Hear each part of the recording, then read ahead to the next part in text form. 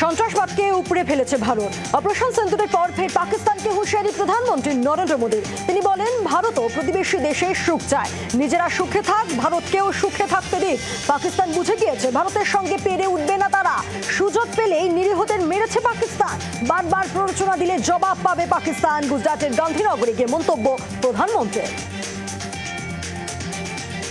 উপত্যকার পরে বার অমৃতসরে নাশকতার ছক, বোমা রাখতে গিয়ে বিস্ফোরণে মৃত্যু খালসা জঙ্গির।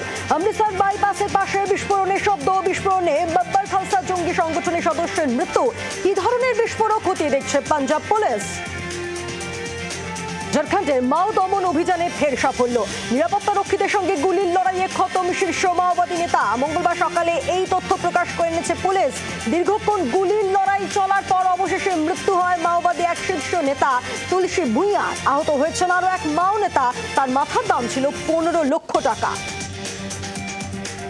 হার্ভার্ডের জন্য অনুদানে টাকা দেওয়া হবে মার্কিন ট্রেড স্কুলগুলিকে। হার্ভার্ড বিশ্ববিদ্যালয়ের বিরুদ্ধে একের পর এক নির্দেশ জারি করেছেন মার্কিন প্রেসিডেন্ট। ট্রুথ সোশ্যালে পোস্ট মার্কিন প্রেসিডেন্ট ডোনাল্ড ট্রাম্পের পোস্টে তিনি লেখেন, হার্ভার্ড থেকে $3 বিলিয়ন অনুদানের অর্থ নিয়ে দেশের সমস্ত ট্রেড স্কুলগুলিতে দেওয়ার কথা ভাবছেন তিনি। মার্কিন যুক্তরাষ্ট্রের জন্য এটি অনেক বড় বিনিয়োগ হবে এবং তার খুব প্রয়োজন আছে। ইংল্যান্ডের লিভারপুলে ওয়াটার সিটি দুর্ঘটনা চলছিল। লিভারপুল প্রিমিয়ার লিগ জয়ের পর সমর্থকদের আনন্দ উচ্ছ্বাস, আর সেই সময় ভিড়ের মধ্যে হুড়মুড়িয়ে ঢুকে পড়ে গাড়ি।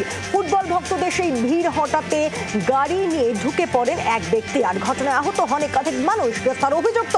ঘটনায় উদ্বেগ প্রকাশ করেছেন ব্রিটিশ প্রধানমন্ত্রী কিয়ার স্টারমার। আমেরিকার দক্ষিণ ক্যারোলিনায় বন্দুকবাজের হামলা, আহত অন্তত 11। সূত্রের খবর, রবিবার স্থানীয় সময় রাত 9:30 নাগাদ দক্ষিণ ক্যারোলিনার লিটল রিভার এলাকায় একটি অনুষ্ঠান উপলক্ষে ভিড় জমিয়েছিলেন বহু মানুষ। সার দিয়ে দাঁড়িয়েছিল প্রচুর নৌকো। সে সময় আচমকা একটি নৌকা লক্ষ্য করে এলোপাতাড়ি গুলি চালায় এক বন্দুকবাজ। গুলির আঘাতে ঘটনাস্থলে লুটিয়ে পড়েন 11 জন যাত্রী। ঘটনাস্থলে আসে পুলিশ, পুলিশকে দেখে পালিয়ে যায় ওই বন্দুকবাজ। আহতদের উদ্ধার করে হাসপাতালে পাঠানো হয়। বন্দুকবাজের খোঁজে পুলিশ। ভারতের মূল ভূখণ্ডে প্রবেশ করল বর্ষা। নির্ধারিত সময় 1 জুনের 8 দিন আগে মৌসুমি বায়ুর কেরলে প্রবেশ। চিন্তা বাড়াচ্ছেন নেপালবাসী। 2024 সালে সেপ্টেম্বরে বন্যা স্মৃতি এখনো তাজা। রশি নদী তীরবর্তী তার বাড়ি এবং জমি ভেসে গিয়েছিল। গত বছরের বন্যায় ক্ষতিগ্রস্তরা এখনো তাদের পুনর্নির্মাণের জন্য সংগ্রাম চালিয়ে যাচ্ছেন। তার মধ্যে এই আগাম বর্ষা যেন চিন্তা বাড়াচ্ছে সেখানকার বাসিন্দাদের। ইতিমধ্যে বিপর্যয় মোকাবিলার জন্য প্রস্তুতি নিতে শুরু করেছে সেখানকার প্রশাসন।